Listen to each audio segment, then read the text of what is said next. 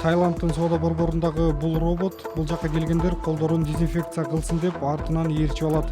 Робот итке K9 деп ат беришкен. Ал өзүнүн дезинфекция кылуучу каражаты менен соода борборун кыдырып, жылып жүрөт.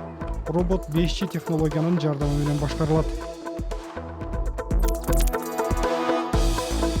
Тель-Авивдин Блумфилд стадионуна беттешүүгө келген футболчулар атайын дезинфекциялоочу каражатты чачкан туннелден өтүшөт. Жабдык учурда сыноодон өтүп жатат. Футбол аянтына жеткенге чейин спортчуларга дезинфекциялоочу каражат чачылып, ал үчүн туннель атайын иштелип чыккан сууну колдонот. Жабдыктын ичине бирөө киргенде сенсорлор дароо иштеп, автоматтык түрдө сууну чачат.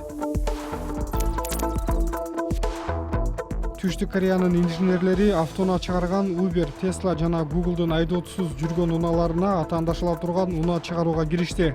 Алар Hyundai унаасын бир аз өзгөртүп, Red Flags чыгарышууда. Анда камера жана аралыкты көрсөткөн сенсор орнотулган. Бул коомдук жолдордо кадимки тейлөөгө киришкен алгачкы автономдуу унаа. Бирок азыр Түштүк Кореянын мыйзамы боюнча айдоочу рулдун артында отурушу керек. Жаңылыктарыбыздын соңунда пандемия учурунда бул дезинфекциялоочу каражат кол кап жана бет кап сыяктуу абдан зарыл шайман боло алабы?